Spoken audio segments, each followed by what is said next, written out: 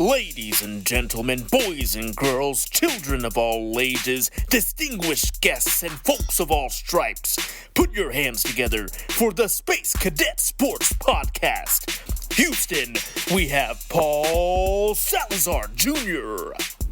Hey y'all, welcome back to the Space Cadet Sports Podcast, your Houston sports podcast for diehard Houston sports fans. From a diehard Houston sports fan, I'm Paul Salazar Jr., your favorite diehard Houston Astros podcaster.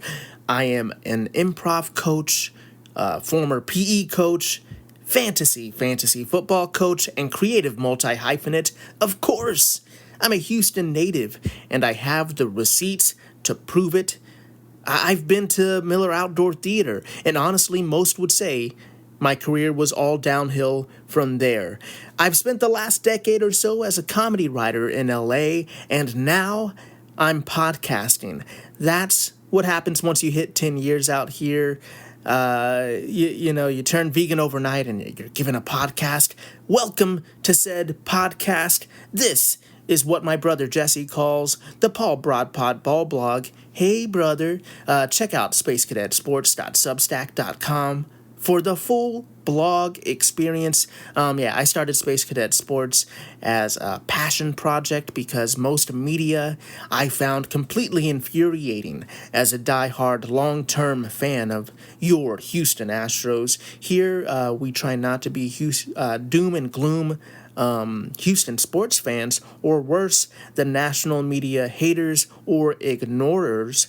We love our teams here and want to root them on while discussing the ins and outs, while trying not to take on too much homerism. The key word here is try. We try to be reasonable, not too hot-takey and reactionary, but also try not to just love up on them too much, And now that it's football season, we're also here for the Texans as well. And for new segments like Paul's Picks, which is what this episode is. We are recording this transmission here in sunny LA. I am joined by my co-host and co-producer, the Roz to my Frasier. Carla the dog is here with me. She may get on mic from time to time. Out of the two of us on the podcast, she is the emotional one. She is the Tony Kornheiser to my Michael Wilbon. She's got the hot takes on this podcast. On this episode, it's baseball season's last day, as we have our last off-day goof-off here at the podcast. We also have Paul's Picks for NFL Week 4. I have those wonderfully packaged for you so you can throw them directly in the garbage and not listen to anything I say there. It's probably your best course of action with my picks. We also talk some Texans. We get into some WNBA. Take a quick visit to Dynamo Corner, and we talk about smash burgers. I hope I remember to talk about smash burgers. Let's get to it, folks. Before we jump completely into the podcast, I want to welcome first-time listeners. Welcome to the wonderful world of bizarre sports blogging with me. I very much welcome you here. We have lots of new listeners. Thank you for the people that have been here all along, spreading the good word, spreading the podcast. Thank you so much. For the new listeners, welcome to my wonderful, weird, bizarre world. I very much appreciate you being here. We're going to have some fun today with this off-day goof off. I also want to give a shout out, a big g'day to my Australian listeners. Those of you know I am topping the charts out there in Australia. I am in the top 105 of Australian baseball podcasts. We're trying to get into that top 100 here, folks. We are a small podcast, so we're trying to get into that top 100. If you know any Australians, Send this podcast to them. I think it primarily would work if they live in Australia for my numbers. But even if they're just Australian, send them this podcast. I'll take a listen wherever I get it. I want to have a top 100 Australian podcast, folks. This is my dream. I just started dreaming this yesterday, but this is still my dream, and you can help make that happen. Send this podcast to an Australian person you know. Send it to anybody you know, but particularly if they're Australian, if they are New Zealand. If they're New Zealanders, you can send this to them as well. I don't think it'll quite count, but I love Flight of the Conchord. Anyway, let's get my podcast boosted up the charts, folks. I'm not asking for a lot. I'm dreaming reasonably here, okay? Help the podcast out. Obviously, it's the off day goof off. We are feeling silly today, folks. When I have an off day, when I don't have to worry about an Astros game, when I don't have to do as much hardcore, not that I do that much hardcore prep. You've listened to the podcast. You know how much I prepare. But when it's an off day, I feel a lot looser. I'm feeling sillier. We definitely have some twists and turns on the podcast. As well as this moment, I am now realizing, as Carla and I are the producers of this podcast, there are times that I produce this podcast and I forget to tell the on-air talent that they are going to do something. Obviously, I just completely forgot that I was going to do this. I have a little ditty for you, folks. This one goes out to all of the Rangers fans out there. So without a vocal warm-up, without a backing track, without any preparation that I should have done for the podcast, this one goes out to all of the Arlington Rangers fans. Oh, yes, you're the great pretender, pretending that you can win the West. You pretend so much and made a fuss, but in division, you're just third best. Oh, yes, you're the great pretender. Try it as hard as you can, but now we see what I knew would be. You're just a flash in the pan. You're just a flash in the pan. That's right. That's my little ditty for Rangers fans out there, folks.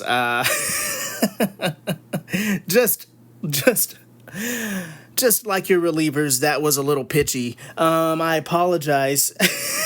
I apologize for people, to all the listeners out there. I wanted to do a parody song. I wanted to have a little bit of fun. I should have warmed up. I should have had a backing track. I should have made sure that I didn't ruin my listeners' ears. I apologize for all of the dogs howling nearby. They're just singing along.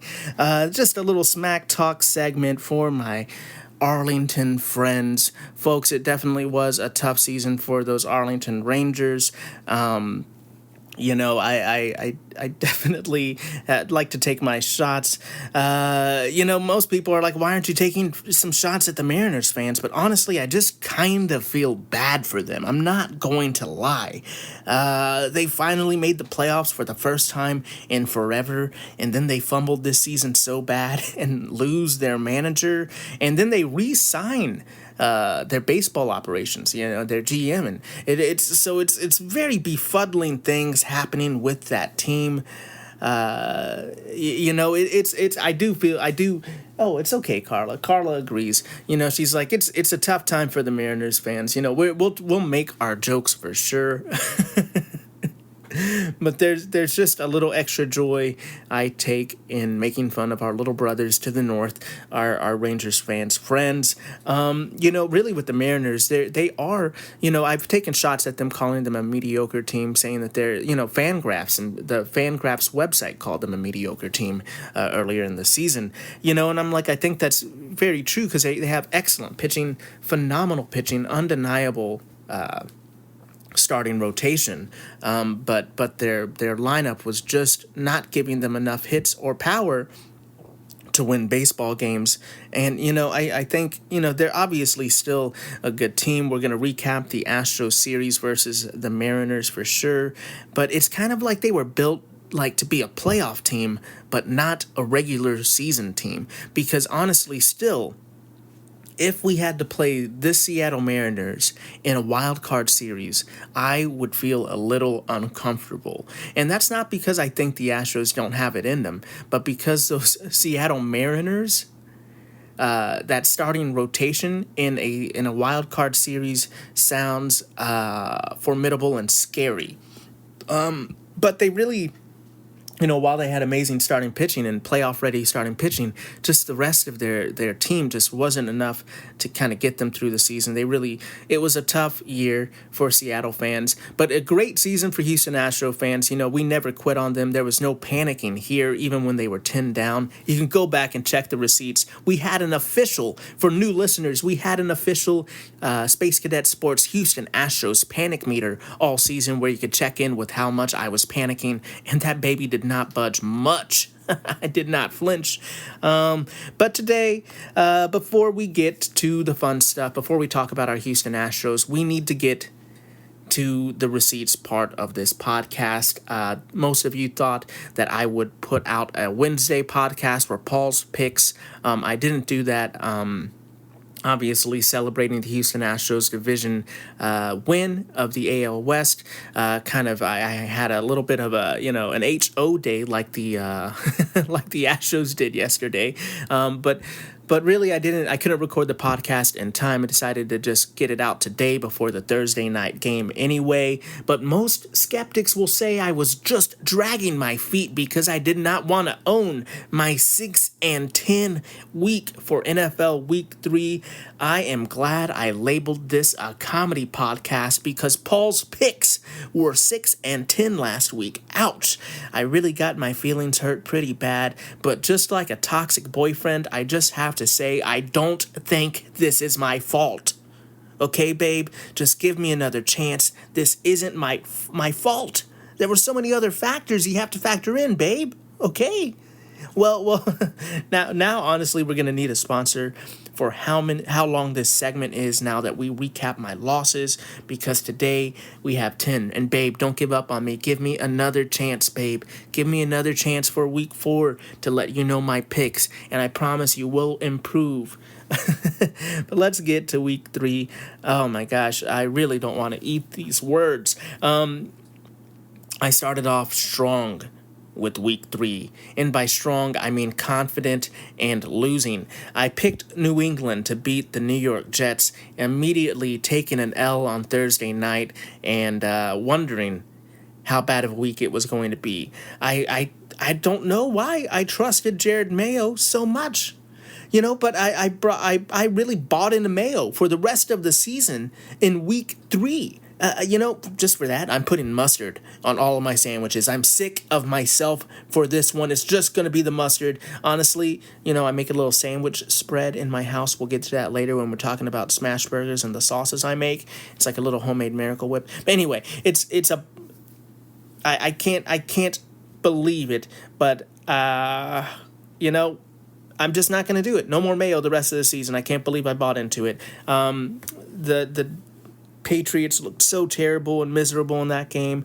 Obviously, they overproduced, they overperformed in some of their other games, but in this one they looked pretty bad. They looked like the Patriots I expected coming out of the gate, and I kind of bought into them there. The next loss I took, I took the Browns. I didn't feel good about it.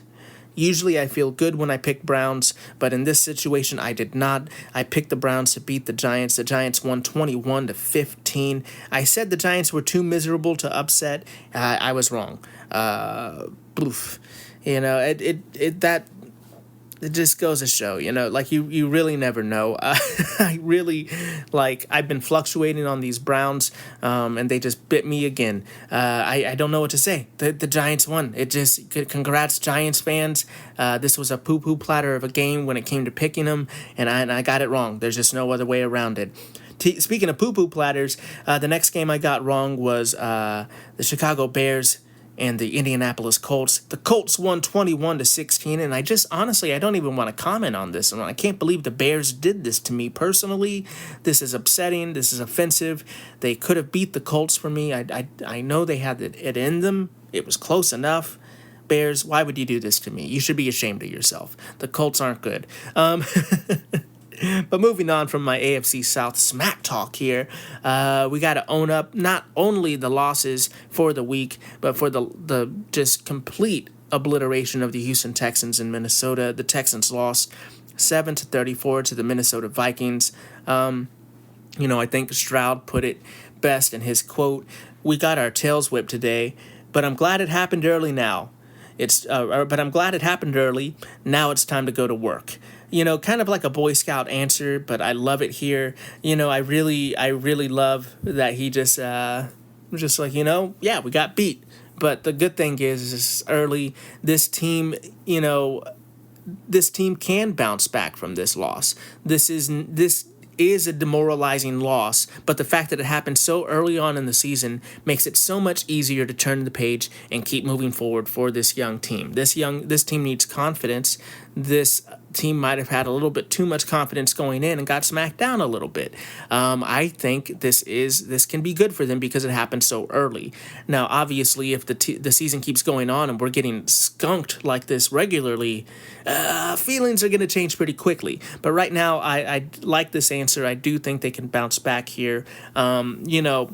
Shout out to Bernie. Bernardo, we were talking a bit of Texans here. He basically is saying that Cam Akers sucks. It's hard to argue with that. It's hard to argue with the fact that Cam Akers looked absolutely terrible. I'm not going to sit here and tell Bernie and you that I think Cam is going to be good and we don't need to worry. But I think the biggest problem here is that offensive line. There's so much weird. There's so much. Laramie Tunsil. Bad play, those false starts, but it's also just across the line. It is just not Laramie Tunsil. Laramie Tunsil's getting some hate for passing the buck about these false starts, saying that it's a team effort. He's also claiming that the league is kind of making an example out of the Texans for these illegal formations and stuff. And, they might be making an example out of the Texans. They might be targeting him a little bit. But at the end of the day, for these false starts and these penalties, they really need to shut them out. And as a captain of the team, we're all expecting Laramie Tunsil to not make too many excuses.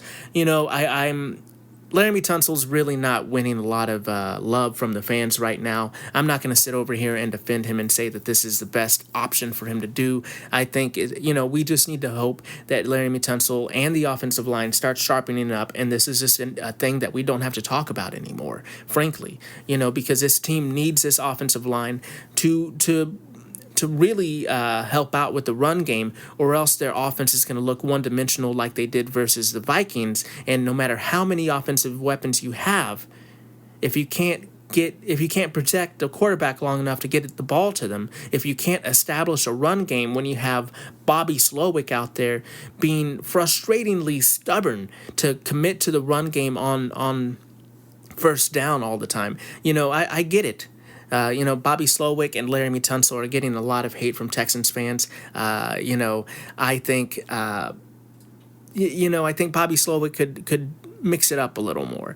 I'm not going to sit here and act like I am I totally have been watching all of his play calling with a microscopic view and have been going over all of his plays. I can say from my point of view as a fan, from the layman's point of view, what I will say is I have successfully managed and coached plenty of great Madden franchises. But from my perspective, as a Madden franchise, successful dynasty owner, I do think he needs to mix up the play calls. It is getting too formulaic. The teams know what's coming.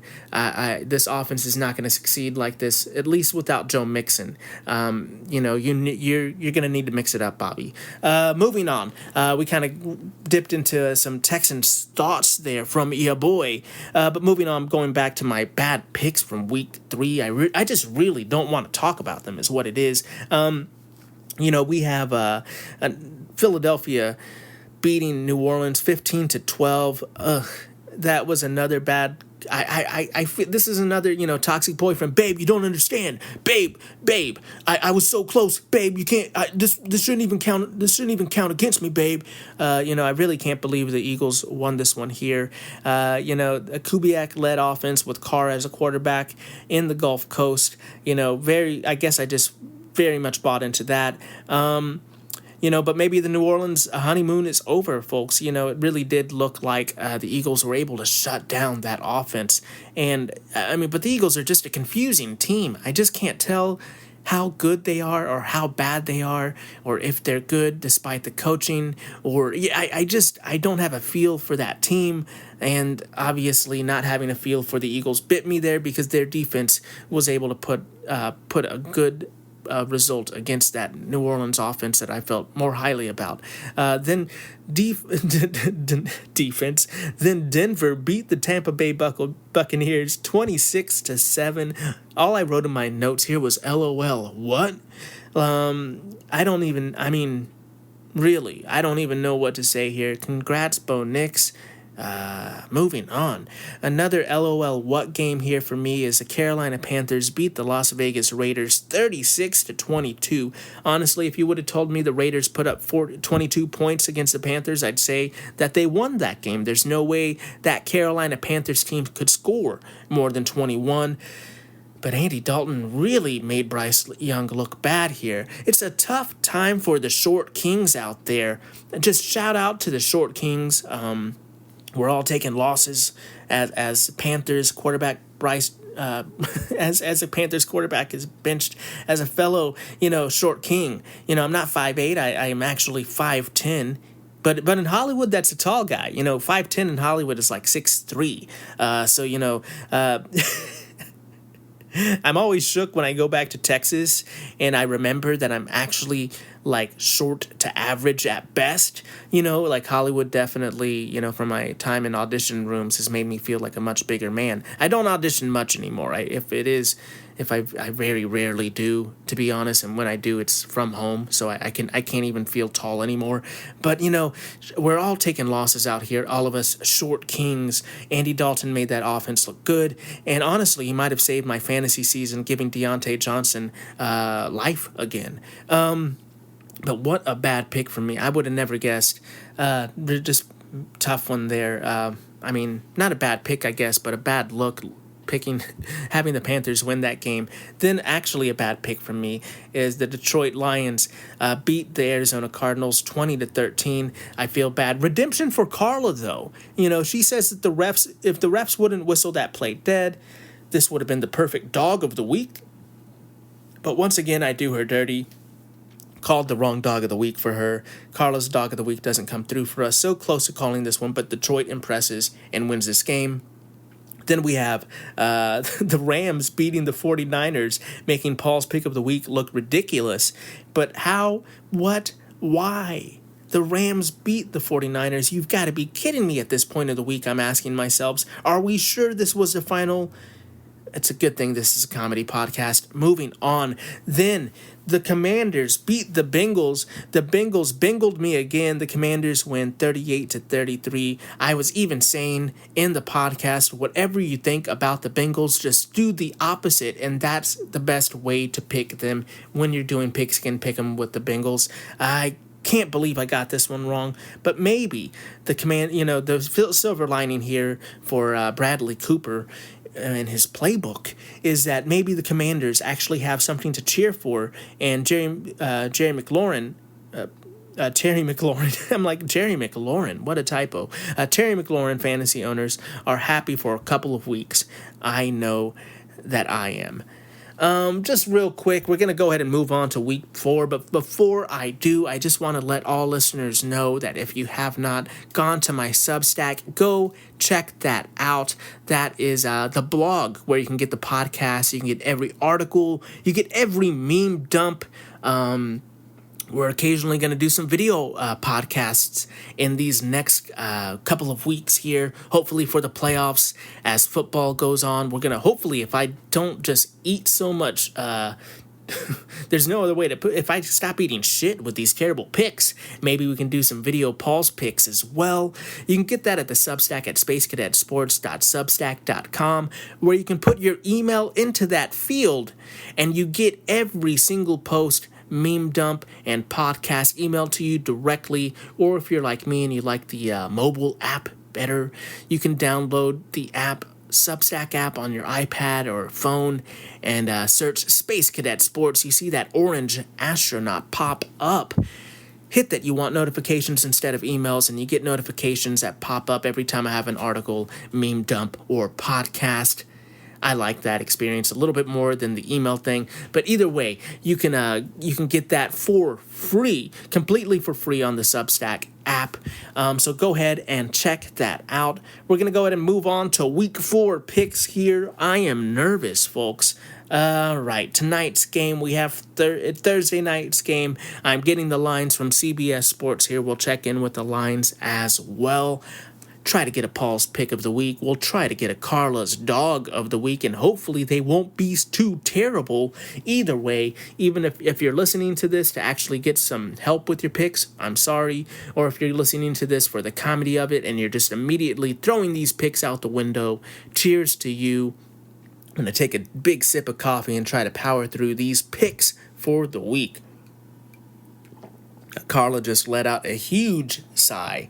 She is hoping I don't fumble the bag for her again this time. For Thursday night's game, we have Dallas at New York. The Giants are home here. They are the home dogs. They are plus 5.5. The over-under for this game is 45.5. This is a tough one for me here. I mean, I think I've just been feeling... I've been feeling these teams. I guess I've had a good feel for the Cowboys, but I have no feel for the Giants so far this season. Giants being the underdog, obviously it feels like a safe pick to go with the Cowboys, but the Cowboys, just something about them just doesn't seem like they are firing on all cylinders at this point. And perhaps the Giants have a little bit of magic right now and can play spoilers in this game.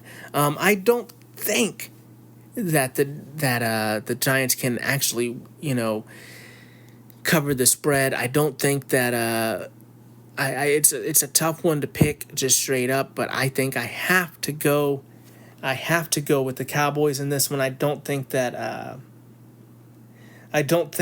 the Giants can pull this upset game off, but I think it's going to be closer than we think. Next, moving on to Sunday. So yeah, already off the bat, picking Dallas and feeling bad. I feel like that's already one that I'm going to be regretting later on today, but I can't in good faith pick the Giants right now. I just don't see it. So we're going to go ahead and go with Dallas and move on before I regret anything else. Moving on to Sunday. We have the New Orleans Saints at the Atlanta Falcons. The Falcons are favored by 2.5 points. I think this is a bit of a sneaky game here. Obviously, home favorites. I think the Falcons are a little bit better than I have given them credit for this whole season, and the Saints are a little bit worse than I've been giving them credit for this whole season. I'm actually, even though I think the Saints are sneaky good as a pick here to win, I am going to go with the Atlanta Falcons. I feel like this is a close one, but for the win, I think the Falcons take it here. I think the New Orleans offense comes back down to earth a little bit. Perhaps they can bounce back later, but I I'm going Falcons here. Cincinnati at Carolina. Carolina are underdogs by 4 points. This could potentially be Andy Dalton revenge game here. I kind of like it as an Andy Dalton revenge game. I think get the Carolina being +4, I kind of like that. But if I'm trying to pick the winner here, I'm gonna go with Cincinnati. I think that while the Carolina Panthers in a revenge game for Andy Dalton is a fun pick, I just don't see that they win this game. Kind of like the Dallas Giants game. While I might want that to be the outcome, I don't see it actually happening that way. I'm going with Cincy here. Then we have the LA Rams at the Chicago Bears. The Bears are favored by 3 points. This is just a stay away game for me. I don't understand why Chicago's favored by. I mean, it's weird because I guess coming off of a win against the 49ers, I guess I think this would be a little closer. I'm gonna actually go with the Rams here. I think that the Chicago Bears have really been struggling. I think the Rams could figure out a way to get enough of an offense to win this game. The over-under on this one is 41. I think it might be a little bit of a low-scoring affair. I'm going with the Rams. Then we have Minnesota at Green Bay. Green Bay is favored by 2.5 points. The over-under is 43.5. This is kind of like the battle of the schemers, the battle of the NFL hipster teams. For me, seeing Green Bay favored at home by 2.5, I think that's a little wild based off of how well Minnesota has played. Maybe that's just a little recency bias because I saw Sam Darnold and the Vikings absolutely destroy my beloved Houston Texans. So I'm like, no, they're a big, scary team. Either way, maybe I might have this wrong. Maybe Matt LaFleur is a genius, but I'm going to go with the Vikings here. I think the Vikings take this game. Moving on to Jacksonville at Houston. The Houston Texans are favored by 6.5. The over-under is 45. I just don't see the way the Jacksonville Jaguars can win this game. I think this is a get-right game for the Houston Texans. This does seem to be a little bit of a trap game. However, the way the Jaguars have been looking lately, the way that the Houston Texans are trying to prove that they aren't imposters and stay atop of the power rankings, I see this one as a Houston win at home. Moving on to Pittsburgh at Indianapolis. Indianapolis are home dogs for 1.5. The over-under is 40 here. I have to go with Pittsburgh here. I mean, I just can't, no thinking twice on this one. Pittsburgh beats Indianapolis. They just look too good. They're a grinded out team. I think they're going to be ready for Anthony Richardson. I think they're going to force some turnovers, and I think they're going to win this game. Moving on to Denver at New York Jets. New York Jets are favored by 7.5 points with an over-under of 39.5. They're expecting this one to be a little lower and the Jets to really win this one. A week ago, I would have said immediately, not even thinking, New York Jets. But right now, I'm kind of scared of the trap game. Once again, I don't think there's a way they could win this. But I'm hesitantly going with the Jets. That spread, I guess, scares me a little bit, or fills me, gives me some confidence, but it scares me. I'm the type of performer that I'm a reformed actor. I used to be an actor, but I try not to do it too much anymore. But I'm the type of performer that one of my best kind of characters, one of the best kind of bits that I do, one of the best things, one of my typecast is a very shy or unconfident person. I'm very good at portraying shy, incompetent, and completely not confident whatsoever. So I think that's where you kind of act in a way that is a very over-the-top, hyperbolic, embellished version of these fringe sides of your personality. So I think at times I am my most confident when I am completely unconfident. So the fact that the Jets have a 7.5 are good for 7.5 there. Makes me nervous about that pick. Ew, I don't know. Moving on, away from my theatre days. Philadelphia at Tampa Bay. Tampa Bay at 2-point underdogs at home. We got the home dogs there, Carla. Carla says she's not feeling the home dogs. This is a tough one here. I do think this one is as a stay away game as well. I don't know. I don't know who these teams are kind of right now, but I'm going with Philly. I think they have the talent. I think they have the momentum. I think Tampa Bay is still trying to figure out themselves. We're going Philly here. Then we have Washington at Arizona. Arizona's the home dogs, 3.5 points. The over-under is 50.5. While the Commanders are looking like they have some offense here, I'm looking at a fireworks game here. I think 50.5 might even be low for the score. I'm going the over for these two teams for sure. This is going to be a fireworks game. It's kind of crazy. I feel like my gut's telling me Washington. My gut really is telling me Washington to upset, but I'm gonna go with Arizona at home.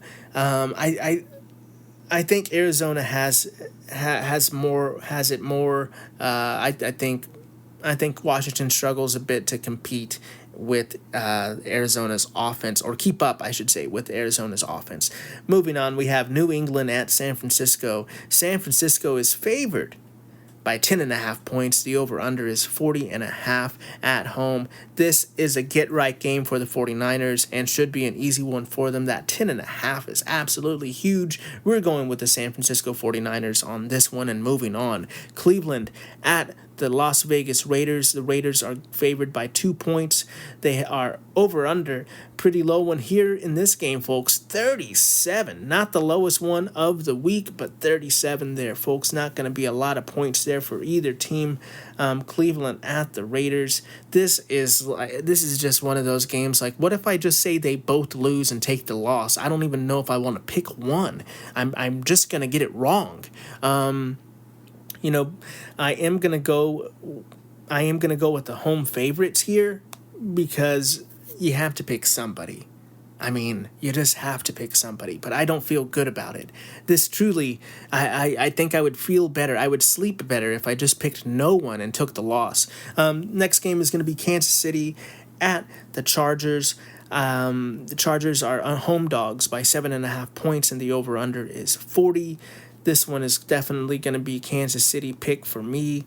I think the Chargers are going to make it a little bit more competitive than we're giving them credit for. They're really going to grind it out. They're going to try to really gum up this Kansas City offense and expose their flaws. I don't think the Chiefs can lose that many football games. I think they have the talent on their roster. They have great coaching. I think this one might be another tight win for the Kansas City team, but the Chiefs will take it. Then we have Buffalo at Baltimore for the last game of the day.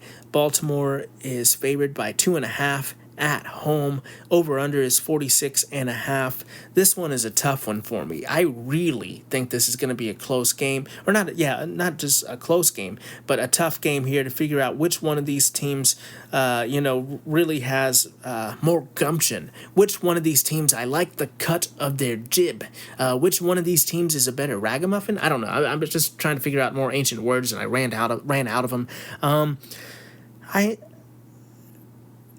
Even at home, I originally chose Baltimore at home, but I actually mixed it up to go with Buffalo. I think Josh Allen is him. I think this team upsets the Ravens here, and the Ravens start scratching their heads and look to move past this awful start to their season.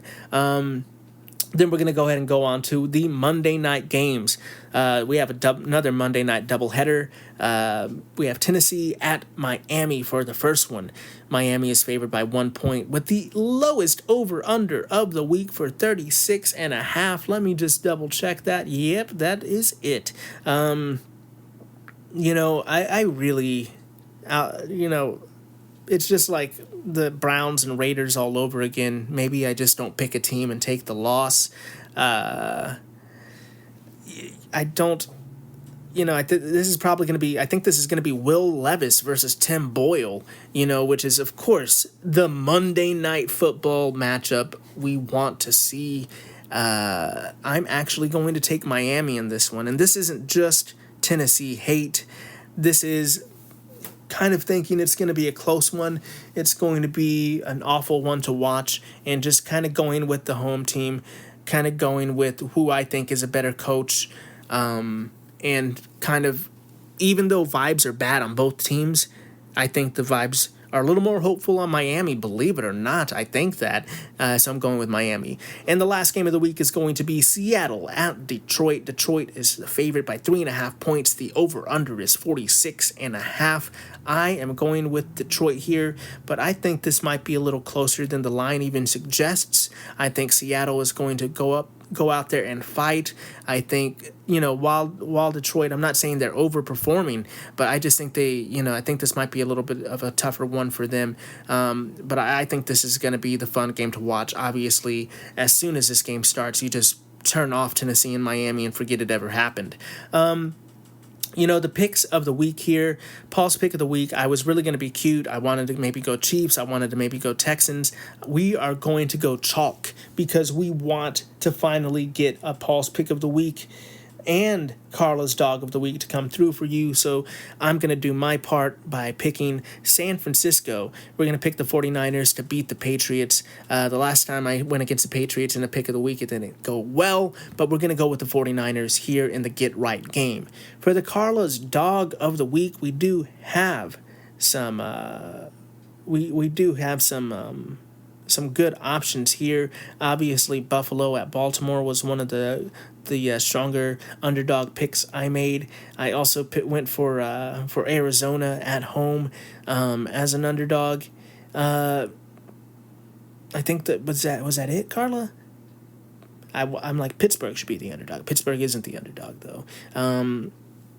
Let's just see here. We're just going to double check who, because I was like, Carla really wants to win. She's tired. The LA Rams, no thanks. We're not going to do that one. I'm even talking myself out of that pick while I look at it. Is it going to be the Vikings, Carla?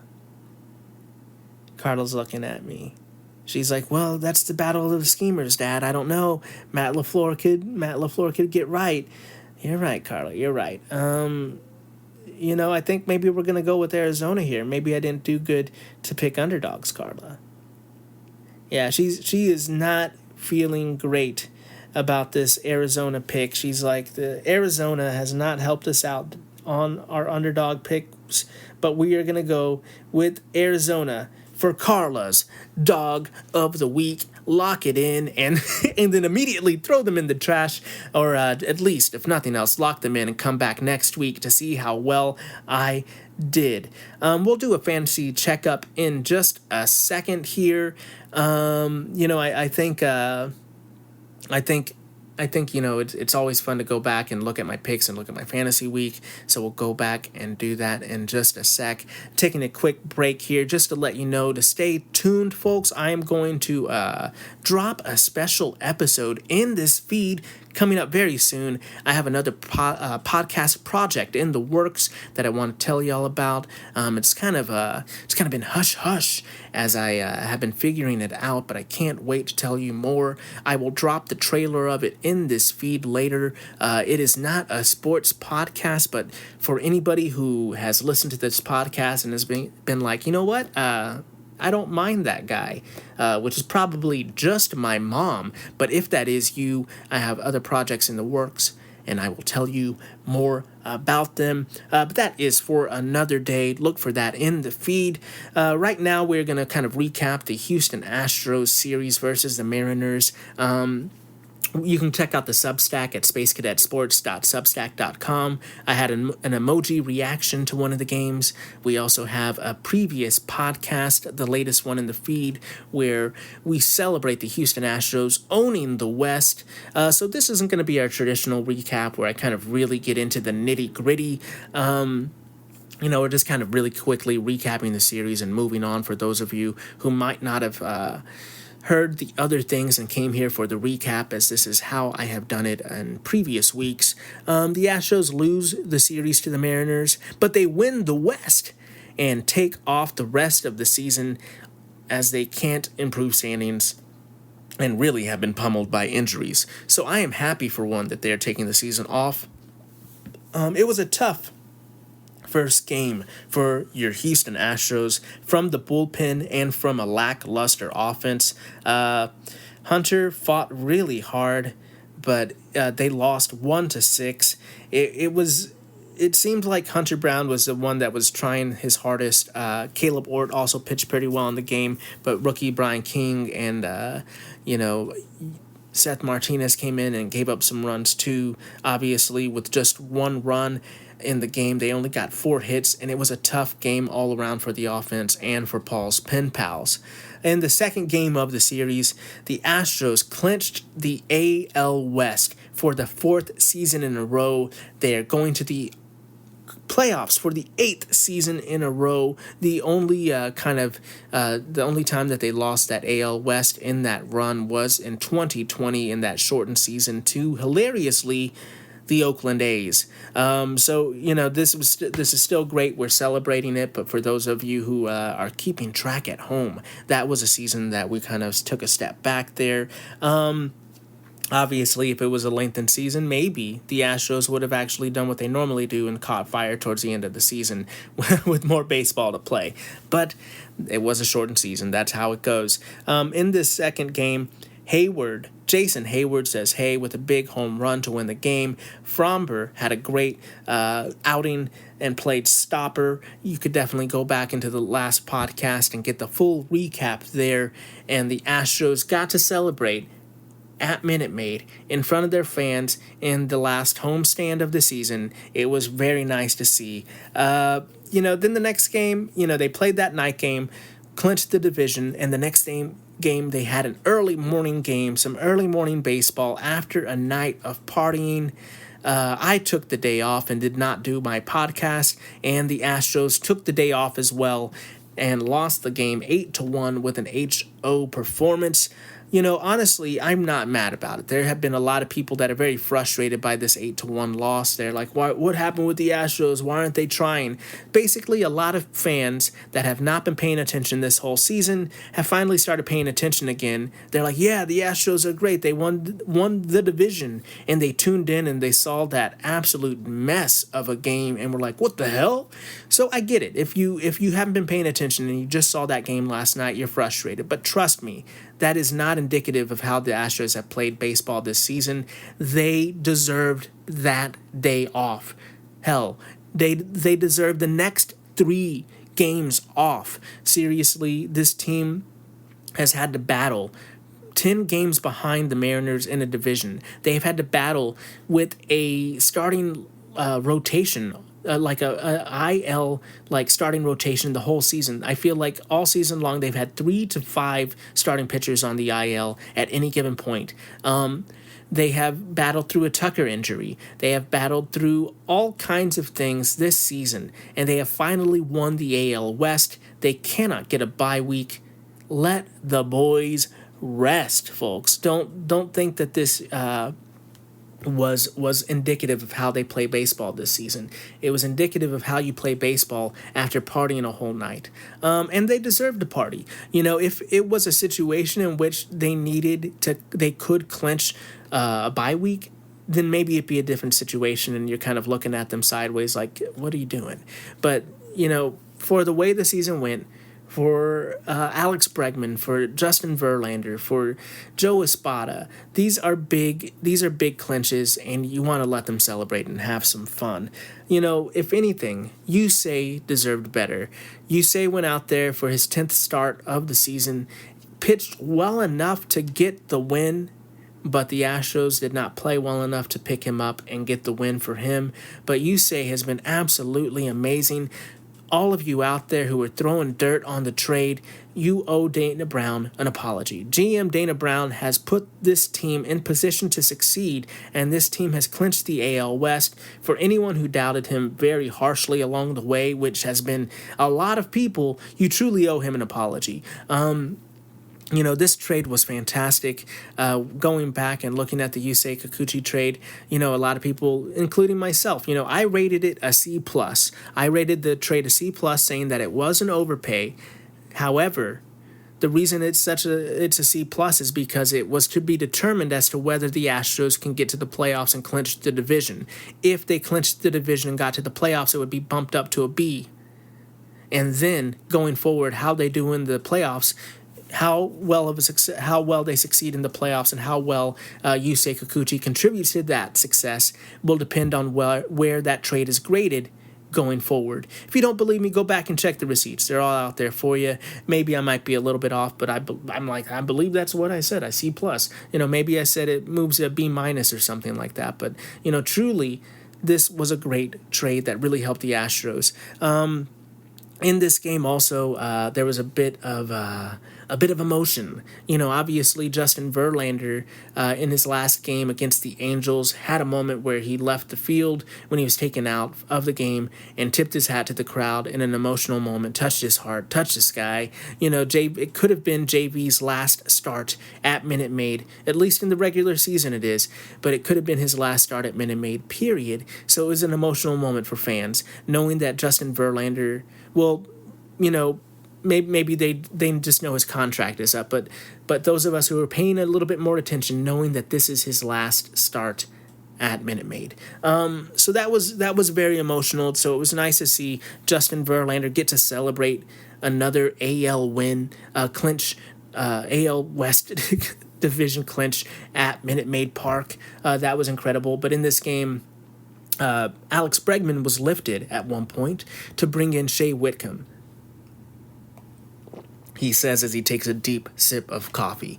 Alex Bregman got a nice standing ovation from the audience. This could have been Bregman's last home game, at least in the regular season at Minute Maid Park. Obviously, Bregman is going to enter into free agency in this season, and with Matt Chapman getting a big contract, Bregman is looking most likely to get $30 million a year wherever he lands. And it is to be determined as to how long of an offer the Astros are willing to make Bregman. I think they're going to give him that 30 mil, maybe 31, but whether or not it's going to be the length that Bregman wants is going to determine whether or not he is going to stick with the Astros. It's kind of tough to talk about right now, because nobody wants to see Bregman go. This is a financial decision, and it's one of those things where it's like, I feel like fans, you can't have your cake and eat it too. Like a lot of fans are constantly complaining about, they should play better because they got this completely big contract and they don't play good enough for the contract. But then when contracts come around, they're like, pay the man, pay him everything he wants. And then later on, they're like, well, see, we don't like him because he's getting paid too much money. So it's like, it's one of those situations where, we want the team to be successful, and the team is trying to position themselves to figure out if this is the best use of those funds. And the Astros have a very bloated payroll right now. And people complain already about the concessions. Once again, I'm saying, as fans, it's hard to have our cake and eat it too.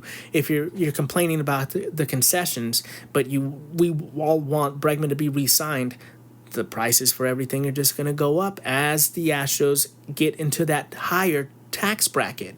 And the higher a bracket you get, the more you expect success, and you get that Yankees disease where everybody's just cranky all the time and yelling at players.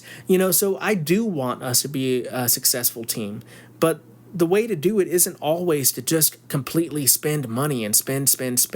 This team, we're I don't like, talking about the end of an era, or anything like that. I've been hearing about this since Springer left, since Garrett Cole left, since Justin Verlander left, since Correa left, since Maldonado left. Joking, but, obviously the Astros have lost so many good players during their playoff run, the golden era of Houston Astros baseball for sure. But just because somebody's leaving doesn't mean that the window's completely shutting. Because the thing is, too, if we sign Bregman, we might not be able to sign Tucker or Fromber, or if for those of you who really want Kikuchi back, what about signing Kikuchi? So there are so many things that are in flux right now. I'm not saying that I don't want Bregman back or that we should just stop telling Crane to sign Bregman. I'm more saying that this team is trying to figure out what they want to do with their funds going forward, and there are a lot of mouths to feed and a lot of contracts that they could sign. I think they should sign Bregman. I hope they sign Bregman. We'll see what happens, but I'm nervous. I mean, honestly, you don't know what could happen at third base if Bregman leaves. Obviously, I feel like he told Shea Whitcomb when he went into the game, like, "Hey kid, don't worry, make a couple of errors and make me look good." And Shea Whitcomb had 4 errors in this game, 3 in 1 inning. And I'm not saying Shea Whitcomb can't be the answer at third. I'm just saying Bregman makes it look easy at third. And while we complain about his bat, we would miss his defense. And, it's just a sticky situation. I think that Bregman would be sorely missed, but if we sign him to a big contract, that would very much hamper what the Astros can do financially and make re-signing players tight. But I truly, we'll get into this further in the offseason. This is not a thing that we need to be talking about right now. So moving on, we're going to go ahead and move on with a fantasy check-in. I said that we would talk about fantasy football a little bit later in this season, in this episode. So let's go ahead and do it. You know what? Before we get to fantasy check-in, I really should have done this first. We're looking at the series versus Cleveland. We should kind of look into who's going to be pitching for them. So tomorrow, on Friday, the Cleveland Guardians are sending out Joey Cantillo, who is a 24-year-old left-hander. He had his first year in the majors. He pitched 8 games, going 2 for 3 with a 4.63 ERA in 35 innings pitched with 37 strikeouts and a 1.2 WHIP. And he will be pitching against Ronel Blanco, who is going to get the one last start of the season. He is 12-6 with a 2.88 ERA with 162 and 1/3 inning pitched, 163 strikeouts, and a 1.1 WHIP. I hope that we don't have to pitch Blanco too much, because I want him to get his rest for the playoffs. I think he's going to be in that extended playoff rotation. Maybe not in the wild card series, but definitely going forward if the Astros are able to go forward past the wild card. Then on the next game, the Cleveland Guardians will be sending out Lively. That's Ben Lively, 32-year-old right-hander who is 13-9 on the season with a 3.80 ERA, 147 innings pitched with 114 strikeouts and a 1.22 WHIP. So pretty good numbers there from Lively, and he will be pitching against JV in a hopefully get-right game for JV. We're looking for him to get. What I'm looking for is 5 innings pitched, less than 3 walks, more than 5 strikeouts, 3 earned runs. Max. If he can give me that, I think I'm going to feel a whole lot better about him going forward. If he struggles in this game, it is going to be a tough podcast. I don't even want to think about it. And the last game of the season is going to be a Sunday matinee, a big pitching matchup, a big TBD versus TBD from the Cleveland Guardians and the Houston Astros. With that being said, let's go ahead and do the fantasy check-in. We'll check out with the Pick'ems League, because the Pick'ems League obviously had a tough Pick'em week. So for the Huckle Pick'em, I'm actually tied for 4th. I'm tied for 4th with Big Tusk. That's Matt Lusk out there, and Say. We are both tied for 4th. The commissioner, Michael Gamble, is still at the top of the league, and I'll let my partner Sarah tell you where she is in the league, but right now I am not too happy, tied for 4th. Overall, I am 27-21 this season on my picks. I am over 500. For those of you who have been listening, believe it or not, my picks are over 500, but it is still not felt too great. Doing my fantasy check-in with the Thunder Bears. The Thunder Bears League I do with my theater friends and comedy friends. Brian Nichols, my man, I am so sorry to do you dirty, but I slaughtered my man Brian Nichols to go 2-1 on the season. He is the manager of the Philadelphia Schmeagles, definitely winning the best name in the league, but he is 0-3 on the season. I'm sorry, Brian. I'm sorry to air your dirty laundry in front of all these millions of people. You should be embarrassed of yourself. No, he it was a tough one for Brian. I ended up beating him 136.56 to 82.54. Obviously, Dak Prescott was big for me on the week. We play a half PPR league. He got me about 35 points. Breece Hall really stepped up for me as well, and Jamar Chase on my team got me the win, that's for sure. And I'm very happy as well that Dalton Kincaid decided to give me some points from the tight end position. And Terry McLaurin finally waking up. I felt good about him, but I'm so glad I started him. I almost left him on the bench. Terry McLaurin giving me 20 points. The only mistake I made, leaving 24 points on the bench with Deontay Johnson, but who would have guessed that the Panthers offense would have woken up like that? And the biggest starting mistake I made was starting Jamison Williams for the Lions, who gave me less than a point. Brandon Ayuk didn't do too good in this game either. We're hoping he turns it around, but he at least contributed to the win. However, James Conner as well did not give me much help out of the running back position. Moving forward to week 4, the JT main stagers here, my team. It's an old joke. I don't even want to get into it right now. But yeah, the main stagers here, we are 2-1, looking to improve on our season. I got rid of my kicker. I now have Narvison from Green Bay, and I have been streaming my defense, so I picked up the Texans defense against the Jacksonville Jaguars, and I hope that isn't too much of a homer pick here. Obviously, for my week, I am playing the commissioner, Michael Gamble, and his team, the Museum of Modern Lamart. So he obviously loves his Lamar Jackson on his team. So I'm facing the commissioner. He is 1-2 on the season, but he is obviously very good fantasy football player. We'll see how I do against the commish. To do real quick, man, I am definitely spiraling here as I'm losing some steam in the podcast.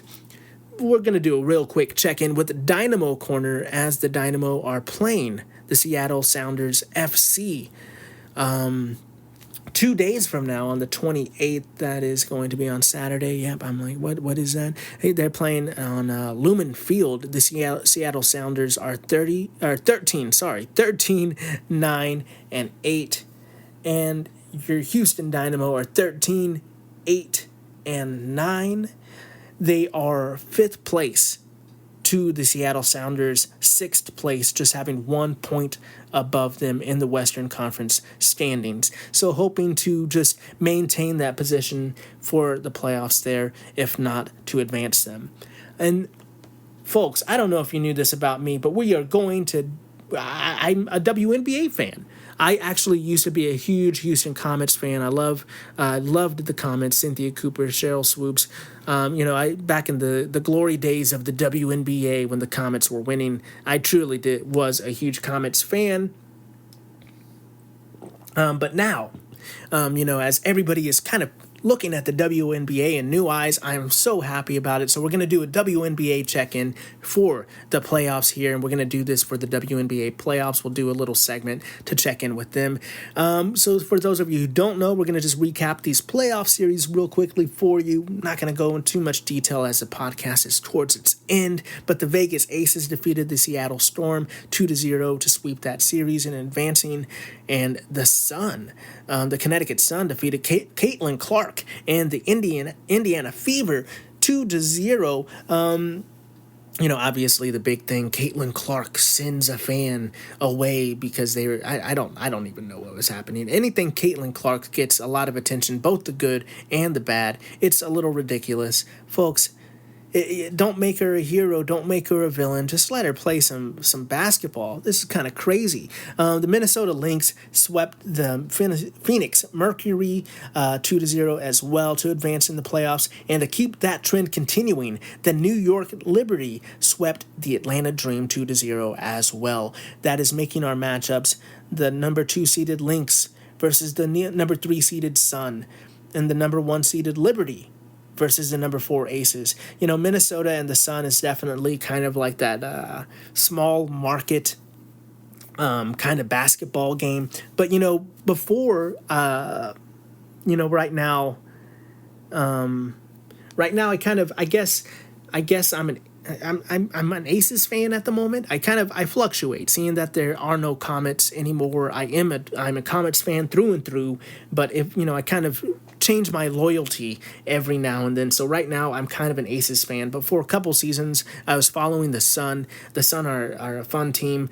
So don't sleep on that series is all I'm saying. They both have had good seasons. I think the favorite to kind of win, I think, are the Sun, even though the Lynx are higher seeded. But I might actually have that wrong, or that might just be my Sun bias because I read a lot of Suns.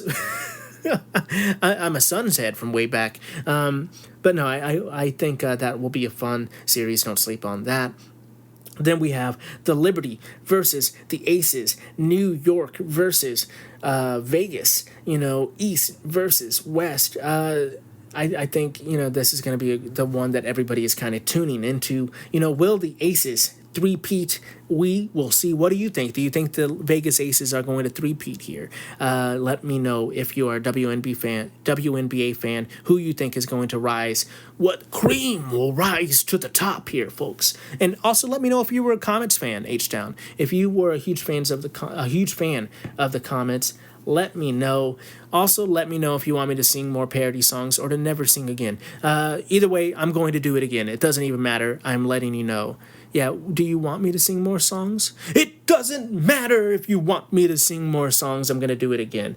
Folks, that's going to do it for this transmission, Space Cadets. Thank you so much for listening to this episode. We very much appreciate you on this off-day Goof Off podcast. Thanks for goofing off with us. Thank you for supporting the little podcast that could. If you would be so kind to smash some buttons for me. Like, rate, review, subscribe, automatically download, bop it, skip it, punch it. Any button pushing that you can do for me, I very much appreciate. Please share with other Houston fans out there that need the love, that need the good news today. Spread the word with them. Let them know about my Substack. That's spacecadetsports.substack.com. Put your email in there. Get every post. Get everything emailed directly to you for free. Or you can get the mobile app. Search Space Cadet Sports.